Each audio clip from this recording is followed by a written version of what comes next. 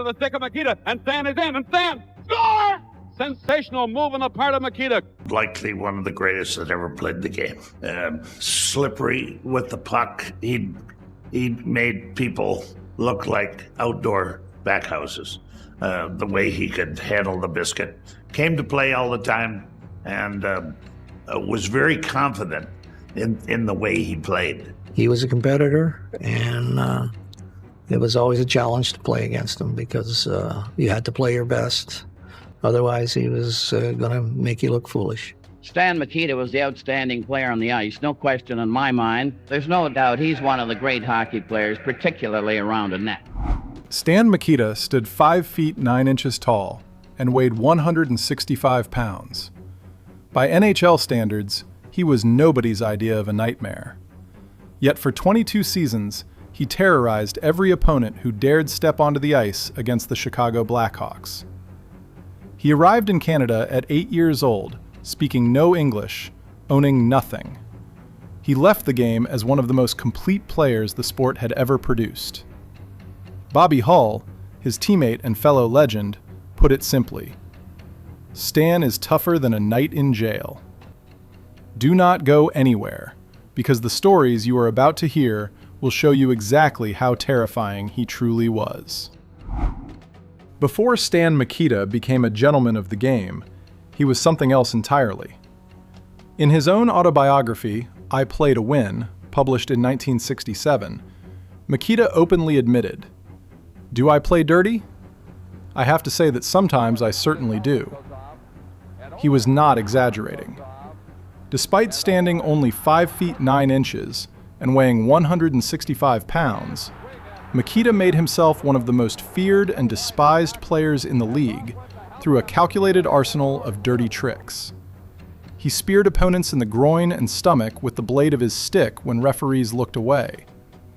He drove the top end of his stick into the ribs and faces of rivals in the chaos of close play.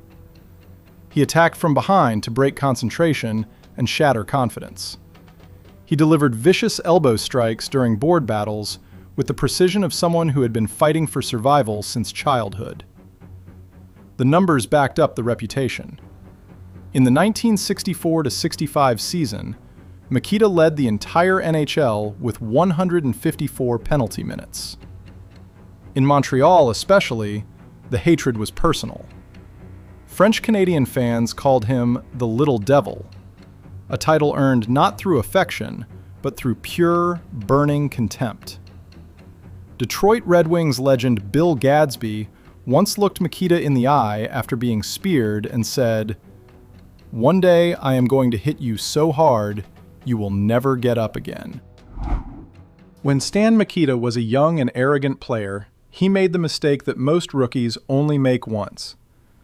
During a game, he slashed his stick across the face of Gordie Howe and followed it with a taunt. "Hey, old man, you should just retire." Howe said nothing. He skated away. And that silence should have been the warning. Weeks later, in a game at Detroit, Mikita was gliding across the ice when the lights went out. He woke up on the trainer's table with no memory of what had happened. Nobody around him seemed to know either. Then, backup goaltender Dennis DeJordy pulled him aside and told him the truth. In a building of 20,000 people, DeJordy was the only one who saw Gordie Howe remove his glove, deliver a single devastating punch, put his glove back on, and continue skating as if nothing had occurred. Mikita later recalled the moment in his autobiography. "From that day on, I learned to call Gordie Mr. Howe." When Mikita asked Howe whether they were even, Howe paused and replied coldly, "Let me think about it." That story did not just spread through locker rooms. It became a lesson every young NHL player carried with them for generations. In December of 1967, during a game against the Pittsburgh Penguins, a shot fired by Chicago teammate Doug Moens struck the side of Mikita's head with devastating force. Part of his right ear was torn away and left on the ice. In an era when wearing a helmet was considered a sign of weakness, what happened next defined exactly who Stan Mikita was. He walked to the medical room, asked the doctor to stitch the ear back together, and immediately demanded to return to the ice. But the story does not end there. To protect the freshly stitched wound, Mikita improvised a solution that no one in the building could have imagined. He took an athletic protective cup, packed it with foam rubber, taped it firmly over his ear, and skated back out to finish the game. That moment changed everything. Mikita became one of the first NHL stars to wear a helmet full-time, enduring mockery from those who equated protection with cowardice. He then worked with engineers to develop a lightweight helmet with an internal suspension system, a direct ancestor of the protective equipment players use today. His wife, Jill Mikita, recalled him saying afterward, "Why do we only wear a helmet after we get hurt? Why not wear one before the disaster happens?" Mikita himself explained his decision with characteristic bluntness. "I want to be able to mow the lawn, not push up daisies." Around 1962, during a post-practice session, Mikita's stick blade got caught in a door and bent into a sharp curve. In a moment of frustration, he took a shot with the damaged stick and watched the puck fly with a velocity and trajectory he had never seen before. He said nothing to anyone. He simply started experimenting. Together with teammate Bobby Hall, Mikita began soaking stick blades in hot water, applying propane torches, and clamping them under door frames overnight to create what they called the boomerang blade. The hockey world would later know it as the banana blade. The terror this weapon created for goaltenders was real and immediate. In that era, most NHL goaltenders wore no face mask. A shot from Mikita's curved blade did not travel in a straight line. It moved like a knuckleball in baseball, dipping and rising unpredictably at speeds exceeding 100 miles per hour. There was no reliable way to track it, and no reliable way to stop it. Hall of Fame goaltender Glenn Hall, who faced Mikita in practice daily, said it plainly. "Practicing with Stan was no fun at all. He made us look like fools because nobody could predict where the puck was going." Los Angeles Kings goaltender Wayne Rutledge was even more direct in 1969. "That big curve should be outlawed, and goaltenders should go on strike to make sure it happens." The outcry grew loud enough that the NHL passed a rule in 1970 specifically limiting blade curve to a maximum of 1/2 of an inch.